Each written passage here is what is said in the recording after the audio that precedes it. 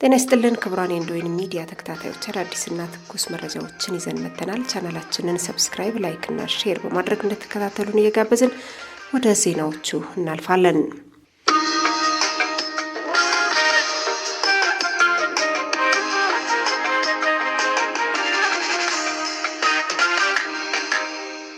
በጉጉት ሲጠበቅ የነበረው በኢራንና በአሜሪካ መካከል አማን ውስጥ ዛሬ የተጀመረው ድርድር ለጊዜው መጠናቀቁን የኢራን መንግስታዊ መገናኛ ብዙሃን አስታወቀ። በዛሬው ዕለት ስለተካሄደው ንግግር ምንም አይነት ዝርዝር መረጃ ሳይወጣ ለጊዜው መጠናቀቁ ቢነገርም ድርድሩ በመጪዎቹ ቀናት ስለመቀጠሉ ግን የተባለ ነገር የለም። በአሜሪካና በኢራን መካከል ኦማን ዋና ከተማ መስካት ውስጥ በሀገሪቱ ባለስልጣናት አሸማጋይነት መካሄድ የጀመረው ንግግር በሁለቱ ሀገራት መካከል የተፈጠረውን ወደ ግጭት የሚያመራ ውጥረት ያረገበ ቢሆንም አሜሪካ ኢራን የኒውክሌር ጦር መሳሪያ መርሃ ግብሯን ለማቆም የማትስማማ ከሆነ ወታደራዊ እርምጃ እንደምትወስድ በተደጋጋሚ ስታስጠነቅቅ ሰንብታለች።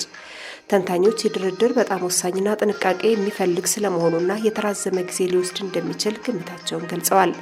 የተጀመረው ድርድር የተራዘመና ለተከታታይ ቀናት የሚደረግ እንደሚሆን የኢራን እስላማዊ ሪፐብሊክ ማሰራጫ ጣቢያን ጠቅሶ ቢቢሲ ዘግቧል።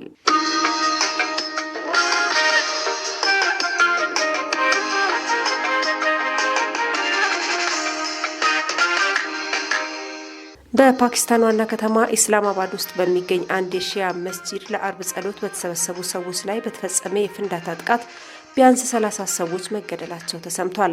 በፍንዳታው ከተገደሉት ከ30 በላይ ሰዎች በተጨማሪ ከ160 የሚልቁት የአካል ጉዳት ደርሶባቸዋል። የፍንዳታው ምክንያት በተመለከተ የተባለ ነገር ባይኖርም ዘገባዎች ግን ፍንዳታው በአጥፍቶ ጠፊ ጥቃት የተፈጸመ መሆኑን እያመለከቱ ነው። መስጂድ ውስጥ ለጸሎት በተሰበሰቡ ሙስሊሞች ላይ የተፈጸመውን የፍንዳታ ጥቃት የፓኪስታን ፕሬዝዳንት አሲፍ አሊ ዛርዳሪ በጽኑ አውግዘውታል። ንጹሃን ሰዎችን ኢላማ አድርጎ ጥቃት መፈጸም በሰብአዊነት ላይ የሚፈጸም ወንጀል መሆኑን የገለጹት ፕሬዝዳንቱ መላው የፓኪስታን ሕዝብ ከተጎጂ ቤተሰቦች ጎን እንደሚቆሙ መግለጻቸውን አሶሺየትድ ፕሬስ የዜና ወኪል ዘግቧል።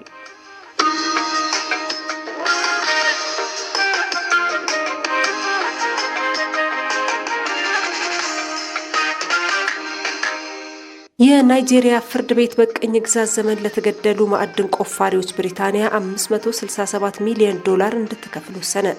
ፍርድ ቤቱ ብሪታንያ በአውሮፓውያኑ 1949 በቅኝ ግዛት አስተዳደር ለተገደሉ 21 የከሰል ማዕድን ቆፋሪዎች ቤተሰብ ለእያንዳንዳቸው $27 ሚሊዮን እንድትከፍል ማዘዙን የተሰማው በወቅቱ የናይጄሪያ የከሰል ማዕድን ሰራተኞች በስፍራው በነበረው አስቸጋሪ የስራ ሁኔታ፣ በዘር ልዩነት ላይ በተመሰረተው የደሞዝ ክፍያና ባልተከፈለ ውዝፍ የጉልበት ዋጋ ምክንያት አድማ ቢመቱም አውሮፓውያንና ናይጄሪያን ፖሊሶችን ባካተተው የፖሊስ አካል በጥይት ተደብድበው እንዲገደሉ መደረጉንና የክስተት ለተቀጣጠለው የጸረ ቅኝ ግዛት ትግልና በአውሮፓውያኑ 1960 ለተገኘው ነጻነት ጉልህ ሚና መጫወቱን የሀገሪቱ መንግስት የዜና ወኪል አትቷል።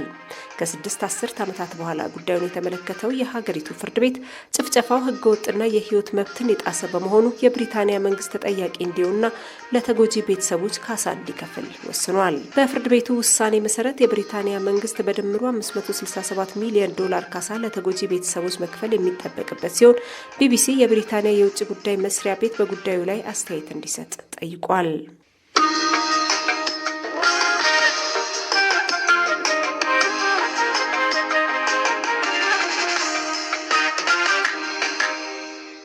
የአሜሪካ የኢሚግሬሽን ተቆጣጣሪዎች በከፊል ከሚኒሶታ ሊወጡ መሆኑ ተነግሯል።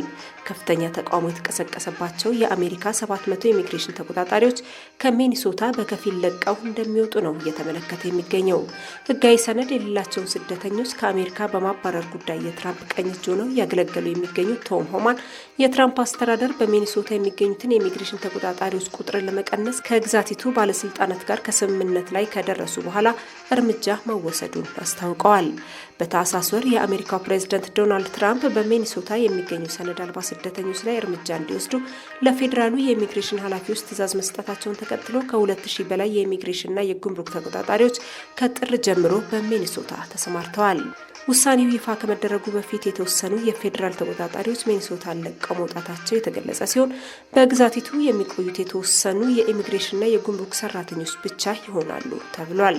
የፌዴራል የኢሚግሬሽንና የጉምሩክ ተቆጣጣሪዎች በሚኒሶታ ግዛት ውስጥ 2 ነጭ አሜሪካውያንን ተኩሰው ከገደሉ በኋላ ከፍተኛ ቁጣ ተቀስቅሷል።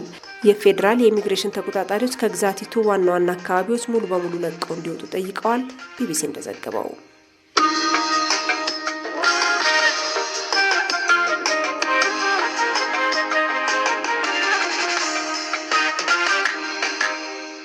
በሰሜንና ደቡብ ጋዛ በእስራኤል በተፈጸመ ጥቃት 17 ፍልስጤማውያን መገደላቸውን ሆስፒታሎች አስታወቁ። የእስራኤል ጦር ጥቃቱ የተፈጸመው በሰሜናዊ ሰርጥ አሸባሪዎች ተኩስ ከፍተው በቢጫው መስመር ውስጥ በግዳጅ ላይ የነበረን ወታደር ክፉኛ ካቆሰሉ በኋላ ነው ብሏል። እስራኤልና ሐማስ የተኩስ አቁም ስምምነት ከተፈራረሙ በኋላ እስራኤል የምትቆጣጠራቸው ስፍራዎች በቢጫ መስመር ተለይተው ተቀምጠዋል። የእስራኤል ጦር አክሎም የተኩስ አቁም ስምምነቱን በግልጽ የጣሰ ላለው ጥቃት የአየር ኃይሉና የምድር ጦሩ አባላት ኢላማውን የለየ ጥቃት መፈጸማቸውን ተናግረዋል። የሆስፒታል ኃላፊዎች በጋዛ ከተማና ሃን የኒስ አካባቢዎች በተፈጸሙ ጥቃቶች ከተገደሉት መካከል 6 ህጻናት እንደሚገኙበት ተናግረዋል።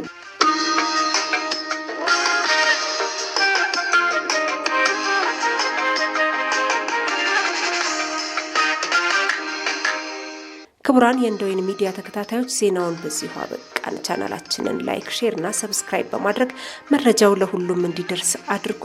ሰላም።